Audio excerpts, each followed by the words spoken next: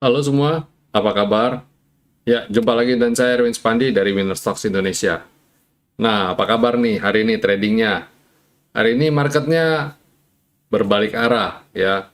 Dan sebenarnya praktis sesuai dengan apa yang sudah kami prediksikan ketika mengawali minggu ini ya. Jadi mengawali bulan November, potensi untuk bergerak flat dulu ya, apalagi kalau kita lihat pergerakan IHSG masih ada di rentang level 7.000-an sampai 7.100-an, itu masih bergerak di level itu. Dan ditambah dengan kita kemarin juga sudah warning antisipasi mengenai the Fed ya, the Fed akan mengumumkan suku bunganya dan disusul dengan ECB ya. Nah, terus nanti kita nggak tahu nih nanti Indonesia bagaimana ya. Kalau feeling saya juga sama nih, mungkin juga akan menaikkan suku bunga. Walaupun semua sudah bilang ditahan dulu. Nah, saya agak khawatir nggak bisa ditahan. Kenapa? Kalau suku bunganya nggak dinaikkan, aliran uang untuk keluar dari Indonesia untuk masuk ke pegang US dollar lebih kenceng lagi ya. Kenapa? Karena suku bunga The Fed sekarang sudah hampir 4%. Sedang jangan-jangan 4%, saya nggak tahu nih. Saya belum buka. Sedangkan IHSG juga di level yang tidak jauh berbeda. Ini yang dikhawatirkan ya. Jadi biasanya harusnya emerging market seperti Indonesia harusnya lebih di atas itu ya. Lebih di atas itu. Oh, US dollar bond juga udah mulai beranjak naik lagi. Jadi ini udah kayak kejar-kejaran aja jadinya ya. Dan US dollar harga DXY ya, US dollar currency index juga naik lagi ya. Jadi ini mata uang dolar menguat semua terhadap semua mata uang ya. Karena ya itu seperti saya bilang tadi, the Fed tidak ada tanda-tanda untuk slowing down, untuk mengurangi laju mereka, agresivitasnya mereka tetap agresif ya. Jadi kita hati-hati aja. Nah, di sisi lain banyak berita mengatakan bahwa Indonesia antisipasi krisis resesi di tahun depan. Tapi di sisi lain ada yang bilang, oh nggak mungkin Indonesia masuk resesi. Lihat aja inflasinya kayak begini kok dan lain sebagainya. Sebenarnya kita lihatnya nggak begitu ya. Kalau di sekeliling, kita kan negara kan nggak berdiri sendiri. Kita kan seperti saya sudah sempat bikin di video saya sebelumnya. Kita itu adalah bagian dari ekosistem, bagian dari suatu ya kita bilang ada keterkaitan dengan negara-negara lain karena Indonesia memproduksi barang dan jasa juga diekspor kan. Harga komoditi bisa naik, Indonesia jual naik juga kan, bisa lempar keluar juga lagi-lagi keluar. Jadi Indonesia bagian dari ekosistem. Seperti saya bilang tadi, kalau Amerika resesi, maka efek dominonya adalah China perlambatan ekonomi juga karena ekspor China ke Amerika juga berkurang. Nah, kalau ekspor China ke Amerika berkurang, otomatis order bahan baku China ke negara lain juga berkurang. Salah satunya adalah ke Indonesia. Karena pangsa pasar besar komoditi Indonesia juga banyak yang lari ke China juga. Jadi itu seperti efek domino, dan nggak cuma Indonesia tentu saja. China juga order ke negara-negara lain, dan China juga taruh pabrik di negara-negara lain. Artinya akhirnya apa? Efek domino semuanya. Nah, kita tahu China ini adalah pabrik dunia ya. Satu bumi ini pabriknya sentralnya di China. Dan China juga karena posisi COVID-19 ini juga akhirnya buka pabrik di tempat lain, di negara lain. Karena kebijakan Zero COVID China yang luar biasa ketat. Uh, Akhirnya apa? Akhirnya otomatis negara lain yang diinvestasinya juga kena impact ya. Jadi ini impactnya dunia. Jadi kita nggak main dunia ya. Kalau sampai orang bilang, oh Pak, tapi UMKM Indonesia bagus dan sebagainya. Yes. Cuma tetap kita akan merasakan efek dari resesi itu sendiri di sini. Bukan berarti yang lain di sana resesi, di sini kita enggak, dan kita melaju, ekonomi kita growth dengan kenceng, nggak bisa gitu loh. Tetap ada impact-nya. Itu yang maksudnya mungkin para pakar ekonomi kita memperingatkan kita gitu untuk menyikapi di tahun 2023. Saya sudah baru download sih view beberapa dari lembaga keuangan dunia yang sudah memberikan view mengenai 2023. Tapi saya masih baca, masih mencerna. Karena pekerjaan saya dalam beberapa waktu ini masih berat, masih banyak, dan bacanya juga berat. Jadi harus ngunyahnya pelan-pelan. Ya, saya aja ngunyahnya pelan-pelan. Gimana kalau saya kasih ke Bapak Ibu semua? Saya kasih aja PDF-nya. Silakan baca. Saya hampir bisa pastikan pada pusing semua nanti. Ya, tapi kita tetap fokus dulu sama saham yang kita punya ya. Kita fokus aja kalau sama saham yang kita punya masih dalam tren yang bagus, kita lihat fundamental juga masih menarik, lagi koreksi, lagi dalam uptrend, ya udah hold aja, udah tenang aja gitu ya. Kayak pas waktu pandemi kemarin ketika indeks semua nyungsep, Indonesia tetap akan bisa jadi kuda hitam kok. Ada saham-saham di dalam indeks kita yang bisa rally. Jadi tenang aja. Tunggu tanggal mainnya aja. Oke, ya. Itu cuap-cuap saya di mengawali market review untuk perdagangan 3 November ini. Dan bagaimana dengan IHSG kita? Bagaimana dengan market kita? Kita coba cek. Nah, ini dia market kita ya. Market kita menarik banget ya, persis mantul dari V-line ya. Ya, dan penutupan hari ini sedikit ada di atas penutupan harga kemarin. Artinya IHSG berhasil rebound. Sayangnya masih kepentok skyline, dia belum bisa naik. Nah, secerca harapan menutupi minggu pertama di bulan November ini, kita berharap besok bisa ditutup hijau lagi. Jadi ya termasuk relatif cukup tenang lah ya.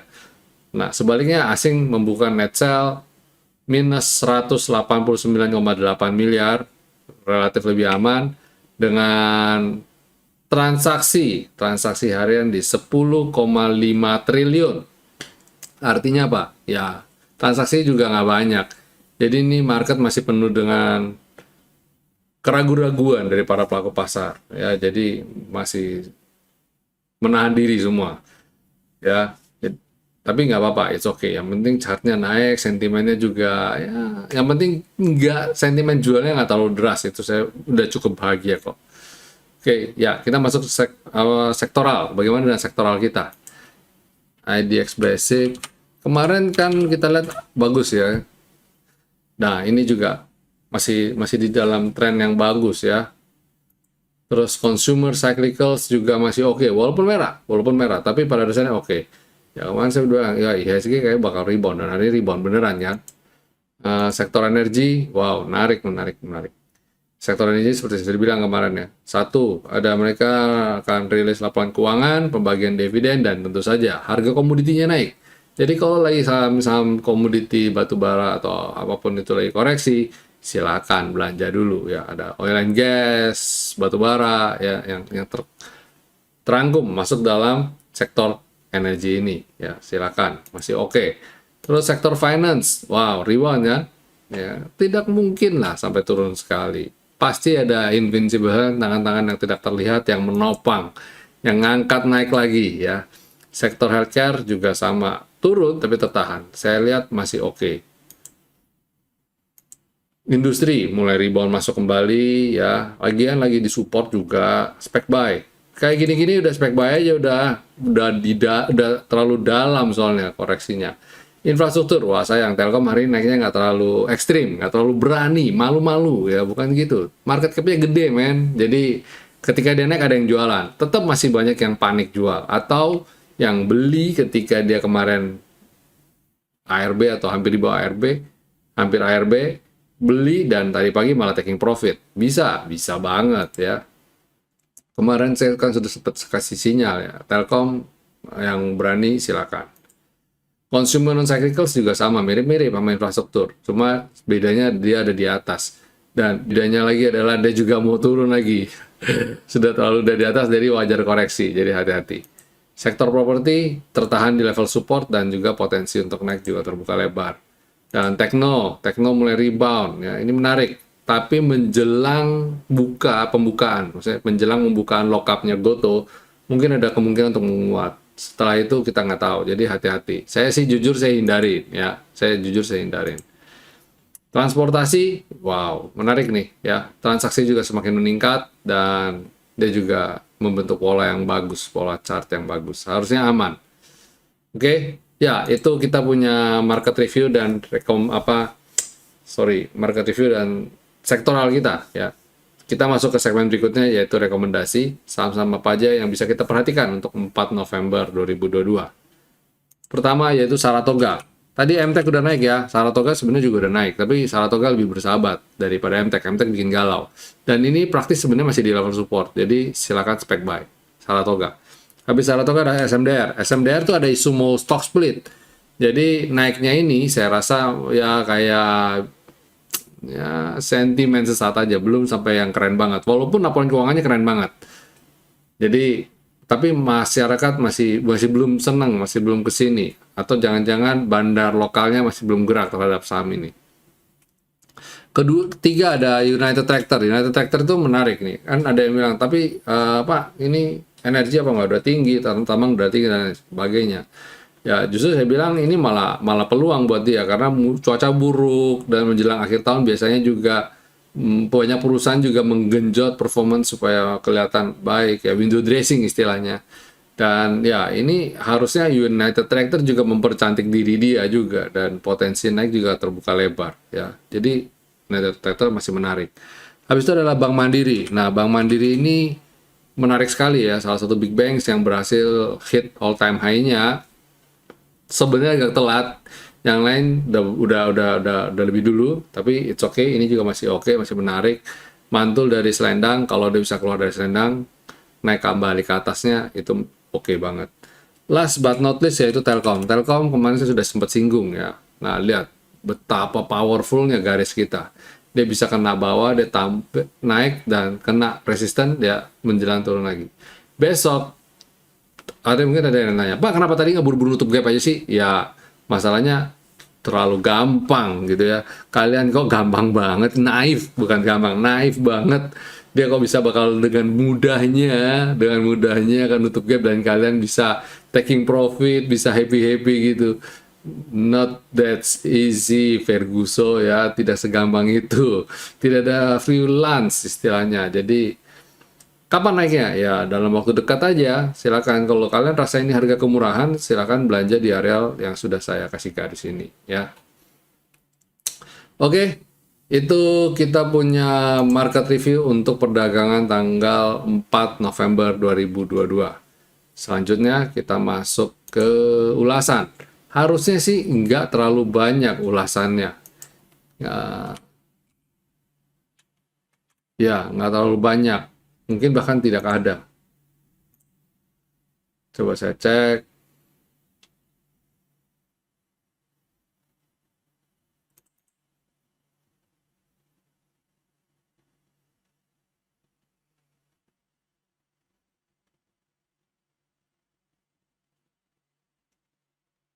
Sebentar.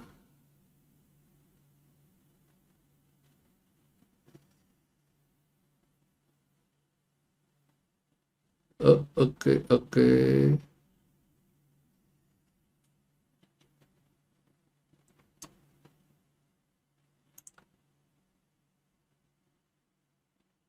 Oh,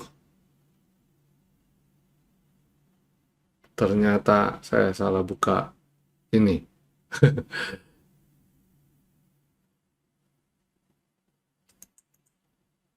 Saya salah buka ini. Sebentar.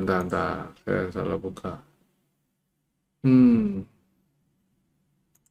akun. Nah, ini ya. Untuk bahasan ulasan. Oh, ada. Arto dan Goto, yes. Saham ini boleh Arto kita bahas Arto dulu ya. Boleh flash down nggak? Gimana cara nge-short saham ini? Oke, average-nya 5797 dan Arto saat ini ada di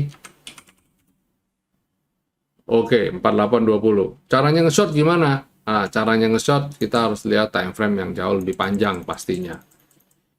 Nah, kita lihat dia kelihatannya ya ini dia ada di level support. Dia mulai tertahan di sini, Arto nih. Oke, ini kita nggak usah persis, garis kotaknya nggak usah persis. Karena ini kita lihat kan time frame besar. Yang kita mau cek adalah time frame kecil ya. Sebenarnya kalau lihat monthly-nya bahkan dia sebenarnya ngegantung. Saya lihat ada support di sini yang nah ini support yang lebih benar, lebih real. Coba kita lihat di weekly-nya. Apakah benar real? Oh iya loh, dia ada base di sini. Ya ada base di sini. Dan daily-nya iya, dia ada base di sini. Jadi kalau sini terlalu ngegantung rasanya. Jadi potensi ke sini. Tapi kita lihat dia kelihatannya di daily memang dia ditahan di sini. Selama dia nggak turun, berarti oke. Cuma pertanyaannya kan, gimana cara nge-short? Cara nge-short itu harusnya jual di atas, beli lagi di bawah. Nah ini udah di bawah, mau nge-short gimana lagi? Udah nggak bisa, udah. Kecuali kalau kita mau jual di sini, kalau dia turun lagi kita beli lagi di bawah gitu ya. Nah, yakin nggak dia bakal ke level ini? Kalau nggak yakin ya duduk diam aja.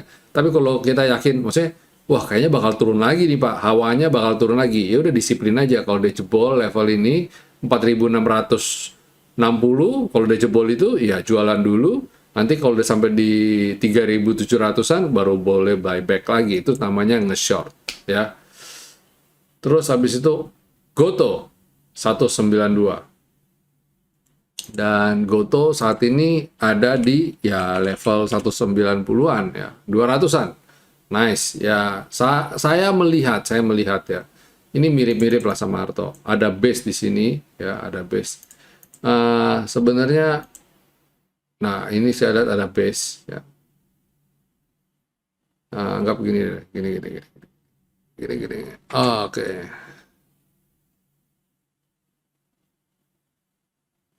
Nggak sampai. Ya ini saya lihat ini base-nya nih. Ini kalau kita hapus ini. Nah ini saya lihat ini base. Jadi bisa sampai ke 238 kalau real, kalau benar. Tapi kalau nggak bisa sampai sini, ya jualan dulu. Ada dua base yang saya lihat yang bisa berpeluang ya, satu di bawah di 238, satu di 266. Jadi kalau dia bisa sampai ke 266 sih menarik ya. Oke, pertanyaan cuma dua itu sih. Baik teman-teman, itu dulu market review rekomendasi saham kita untuk perdagangan tanggal 4 November 2022. Semoga apa yang saya bagikan bisa bermanfaat. Dan besok hari Jumat, ya hari TP sedunia, jangan terlalu agresif, tapi juga jangan terlalu greedy.